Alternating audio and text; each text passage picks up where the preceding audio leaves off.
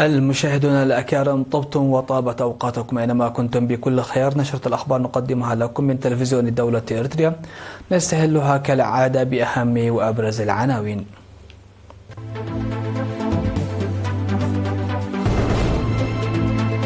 إجراء عمليات جراحة القلب للأطفال في مستشفى أروتا المرجعي. معدل المشاركة في التعليم قبل النظام يرتفع ب4 أضعاف في هبرون. مجموعة الفنانين الإريتريين تنظم مهرجانها الثقافي الرابع.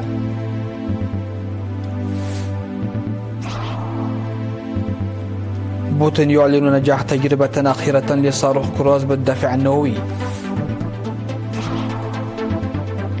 انطلاق القمة 47 لرابطة دول آسيان في كوالالمبور. وحزب العمال الكردستاني يعلن انسحابه من تركيا في إطار نزع السلاح. أهلا بكم إلى تفاصيل النشرة. أجريت عمليات جراحية للأطفال في مركز جراحة القلب في العاصمة أسمرة، وذلك بالتعاون ما بين أخصائيين إريتريين وفريق أطباء ميد أكشن بانبيني الإيطالي في الفترة من 18 حتى 25 من أكتوبر. وتفيد الأنباء الواردة أن أولئك الأطفال تم تشخيص حالاتهم وإجراء الفحوصات اللازمة لهم مسبقا لتحديد الأولويات. وذكرت المدير الطبي لمستشفى الأطفال في أوروتا البروفيسور سيغريدا جابريهوت ذكرت إجراء عمليات مماثلة ل25 طفلا كانوا يعانون بأمراض القلب نتيجة للإصابة بلوزة الحلق وأسباب خلقية في الفترة من 5 وحتى 18 من أكتوبر بالتعاون مع فريق أطباء ميسيون بامبيني الإيطالي. وأشارت إلى تمكن أخصائيين إريتريين من إجراء عمليات جراحية دون الاعتماد على فريق الأطباء الإيطالي، مما يوضح ذلك مساهمة برنامج الأطباء الأجانب وحضورهم للعمليات في الأعوام السابقة. وأفاد الطبيب الذي يشارك في إجراء العمليات الجراحية الدكتور بياني أبرهة أنه كان يتم إجراء العمليات ما بين 2 و3 في كل يوم نظرا إلى صعوبة العمليات. وأوضح منسق أعمال فريق ميد أكشن بامبيني البروفيسور جوفاني ستانلي بدوره أن الفريق يجري عمليات مماثلة بالقدوم إلى إريتريا مرتين في كل عام منذ العام 2004، ويشارك فيه أخصائيون إريتريون لتأهيلهم كليا من أجل إجراء هذه العمليات الهامة بقدرات وطنية بالكامل. وتشير الوثائق الصحية إلى أن مركز عمليات القلب الذي تأسس قبل 22 عاما يعمل تحت رعاية مستشفى أروتا المرجعي الوطني، وقام بإجراء عمليات جراحية ناجحة لأكثر من 1600 طفل. في غضون ذلك صرحت إدارة مستشفى أروتا أن فريق أطباء أركيميند الذي قام بتأسيس هذا المركز سيقوم بإجراء عمليات جراحة القلب ل30 طفلا بدءا من 31 من أكتوبر تستغرق 3 أصابع. سجلت مشاركة الأطفال في التعليم قبل النظام في مدينة هبرو ارتفاعا بلغ 4 أضعاف في هذا العام الدراسي بفضل الجهود المتضافرة. وتفيد الوثائق إلى ارتفاع عدد الأطفال المسجلين في رياض الأطفال لهذا العام إلى حوالي 3000 طفل، لتصل تغطيتها إلى 74% من تلك التي كانت في العام الماضي 24% فقط، مع عدد الأطفال البالغ 729 طفلا.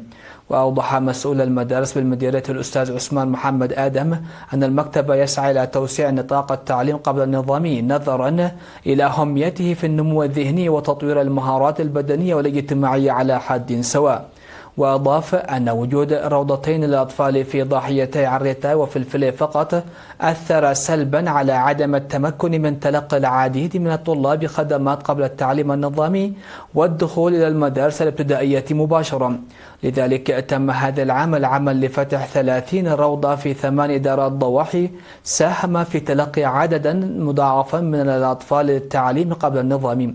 وحث أولياء الأمور المساهمة والتعاون بوعي مع المعلمين لإدخال الأطفال إلى رياض الأطفال قبل الانتقال إلى المرحلة الابتدائية. عقدت تنظيمات الشباب العمال في مديرية حقات مؤتمرها الثامن يوم 12 و13 من أكتوبر، وعرضت اللجنة التنفيذية تقريرها السنوي عن الأنشطة التي تم تنفيذها في مساعدة أسر الشهداء والمحتاجين والحملات التنموية والأنشطة الثقافية والفنية وتعزيز التنظيمات وزيادة المواقع التاريخية وغيرها من البرامج. وأوضح مسؤول تنظيمات الشباب العامل بفرع الاتحاد الوطني للشباب وطلبة إريتريا في إقليم عنسبة السيد مرحاوي زرقاء أهمية وأهداف تنظيم الشباب، وكذلك زيادة الإنتاجية والتدريبات القيادي والإداري للشباب وصياغة برامج العمل وتعزيز الأندية وهيكلية ومهام اللجنة التنفيذية. وتم انتخاب لجنة تنفيذية مكونة من 13 عضوا. وذكر مدير مديرية حقات السيد إدريس محمد حامد في الختام إن من أهم المهام الملقاة على عاتق اللجنة المنتخبة العمل على تعزيز التنظيم والقيام بعمل أكثر فعالية. وفي غضون ذلك جرى تنظيم اجتماعات وسيمينارات لتعزيز العلاقات الثلاثية بين الآباء والمعلمين والطلاب بحسب ما وردنا من وكالة إرينا الإخبارية.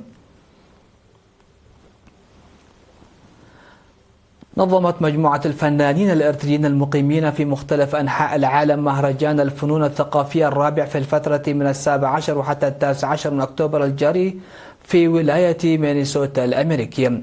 وقد هدف المهرجان الوطني إلى تنظيم الفنانين الإريتريين مناسبة وطنية تسهم في تقديم أعمال وطنية فاعلة. وشمل مهرجان هذا العام عرضا ثقافيا للقوميات الإريترية التسع ومعرض الأزياء التقليدية وأنشطة ترفيهية للأطفال ومعرض الرسوم وعرض موسيقي ورقصات شعبية وحلقات الشعر، فضلا عن تنظيم سيمينار تركز حول وضع الأدب الإريتري وتقدمه، بالإضافة إلى منتديات تشاورية وتقييم الأنشطة الثقافية. وأوضح القائم بأعمال سفارة الإريتريا بالولايات المتحدة الأمريكية سيد برهان جبرهيوت في كلمته أهمية المهرجانات الوطنية والأنشطة الثقافية في ترسيخ الهوية الوطنية وتوريث العادات والتقاليد التراثية، مشيدا بالمنظمين على المبادرات التي اتخذوها ولا سيما البرامج التي نظموها على مستوى وطني. وشارك في المهرجان إريتريين مقيمين في أنحاء مختلفة من أوروبا وكندا والولايات المتحدة الأمريكية. وقدم في السيمينار الذي ركز على الأدب الإريتري شرحا مفصلا مرفق بأمثلة وصور تعبر عن أهمية الأدب الإريتري والكتابة والجهود التي تبذلها مؤسسة حدري للنشر والتوزيع. وعرب المنظمون عن شكرهم وتقديرهم للسفارة الإريترية واللجنة الوطنية المنظمة للمهرجان، بالإضافة إلى تنظيمات الجبهة الشعبية للديمقراطية والعدالة وجالية مينيسوتا الإريترية، وكذلك الاتحاد الوطني للمرأة الإريترية ولجنة تنسيق الاحتفالات واللجنة الوطنية في مينيسوتا وسكانها. يتم تنفيذ أنشطة فعالة للحفاظ على الصحة العامة بالتعاون مع إدارات الضواحي والمؤسسات الصحية في مديرية تسني. وأفاد مسؤول الخدمات الصحية بالمديرية الممرض جبرهيوت التخستي أنه يتم تنفيذ أنشطة فعالة للحفاظ على الصحة العامة بمشاركة الأهالي. وأشاد بمشاركة المجتمع في الأنشطة التي تركز على الوقاية من الأمراض وعلاجها من خلال رفع مستوى الوعي العام. وأضاف أن الأنشطة المشتركة في مجالات الإصحاح البيئي والوقاية من الأمراض المعدية وطب العيون وتغطية التطعيم وتقديمها في المرافق الصحية ظلت تحقق نتائج مرضية في الأعوام الأخيرة. وذكر أن المنطقة تعد إحدى المناطق الإريترية الموبوءة بالملاريا، مما ساهم ذلك في قيام السكان بأنشطة نفير جماعي تنتظم مرتين أسبوعيا للحفاظ على النظافة البيئية، مما أدى ذلك إلى تقليل معدل الإصابات والوفيات على مستوى المديرية، داعيا المواطنين الالتزام بأساليب الوقاية على الدوام لتجنب مخاطر الإصابة بالملاريا. وقال إنه يتم أيضا تنفيذ حملات تسهم في الوقاية من الإصابة بالأمراض غير المعدية وأمراض ضغط الدم وكذلك السكري وأمراض القلب للمواطنين الذين تتراوح أعمارهم 40 عاما فما فوق. واختتم مسؤول الخدمات الصحية في مديرية تسني الممرض جبرهيوت التخستي بشكر سكان المديرية على مبادرتهم الرامية إلى سد النقص في المرافق الصحية. نظمت في الفترة من 9 حتى 21 من أكتوبر الجاري محاضرات موسعة لطلاب المدارس الثانوية في مدينة لوغو عنسبة، وذلك من أجل رفع أداء الطلاب الأكاديمي والمشاركة في التعليم. وذكر مسؤول مكتب الجبهة الشعبية للديمقراطية والعدالة في المديرية السيد برهان السقاي في رسالته التي قدمها خلال المحاضرات التي حضرها أكثر من 3000 طالب، ذكر الطلاب للاجتهاد في دراستهم الأكاديمية مستفيدين من التعليم في توجيه مستقبلهم وخدمة مجتمعهم. وحث مسؤولا الاتحاد الوطني للشباب وطلبة إريتريا الشاب حسن محمد نور والاتحاد الوطني للمرأة الإريترية السيدة صقويني قبر سلاسي في المديرية حث الطلاب للاستفادة من الخدمات التعليمية التي أتيحت لهم بجوار مناطق إقامتهم. وأوصى مدراء المدارس مكاتب اتحاد المرأة والشباب إلى تنظيم أنشطة توعوية مماثلة. وأكد الطلاب المشاركين أنهم يستفيدون من المعرفة والتوعية التي تنظم من أجل رفع وتوعية قدراتهم وأدائهم الأكاديمي والاجتماعي. مشاهدينا، كانت هذه حصيلة الأنباء على الصعيد المحلي. فاصل ومن ثم نعود لمتابعة الأنباء على الصعيد العالمي.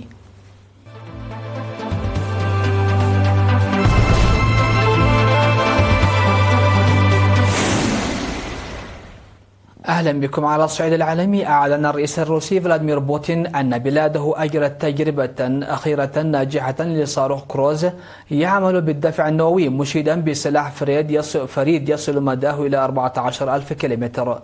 وقال بوتين خلال لقاء مع قادة عسكريين في فيديو نشره الكرملين إنه تم استكمال التجارب النهائية للصاروخ بورفيستينيك مصدرا أوامر مع تحضير البنى التحتية لوضع هذا السلاح قيد الخدمة لدى القوات المسلحة الروسية، مشيرا إلى أنه لا يزال هناك الكثير من العمل الذي يتعين القيام به لوضع هذا الصاروخ في حالة تأهب قتالي.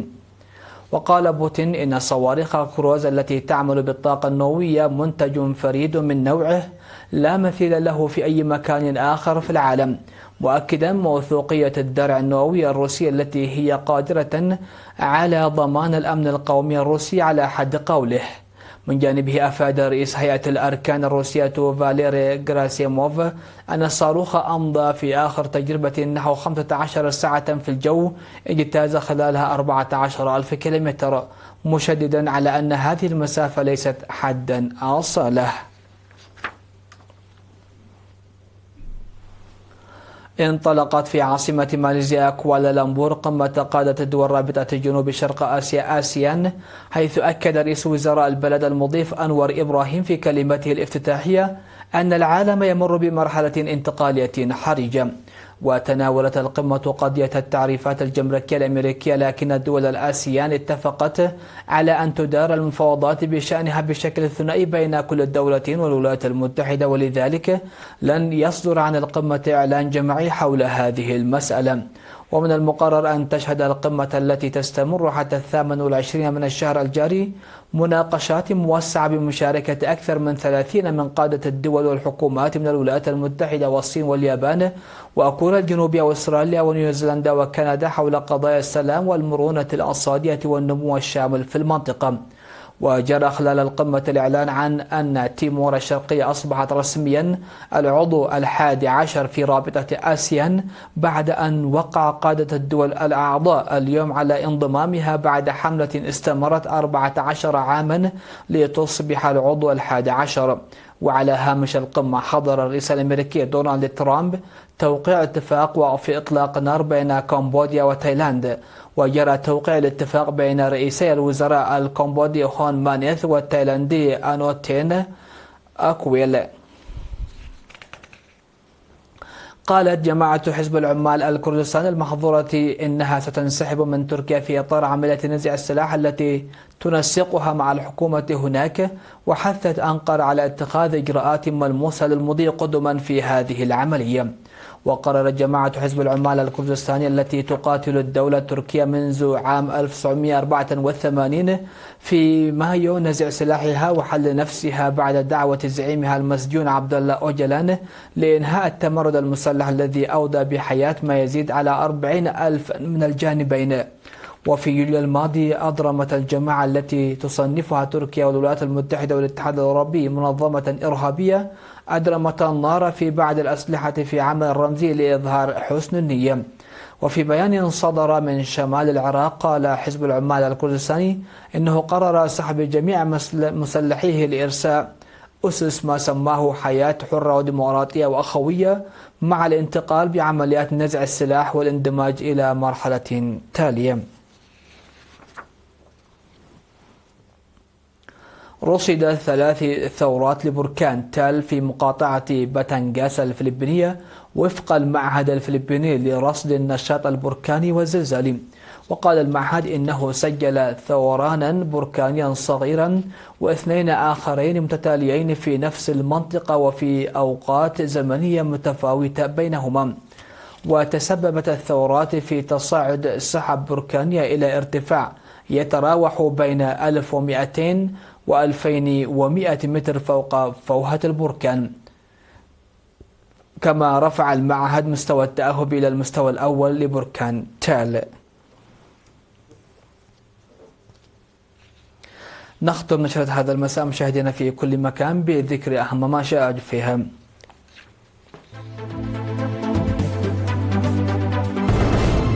إجراء عمليات جراحة القلب للأطفال في مستشفى أوروتا المرجعي. معدل المشاركة في التعليم قبل النظامي يرتفع ب4 أضعاف في هبرة.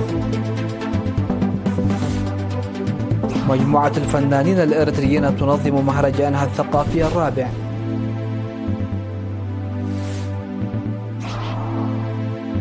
بوتين يعلن نجاح تجربة أخيرة لصاروخ كروز بالدفع النووي. انطلاق القمة 47 لرابطة دول آسيان في كوالالمبور.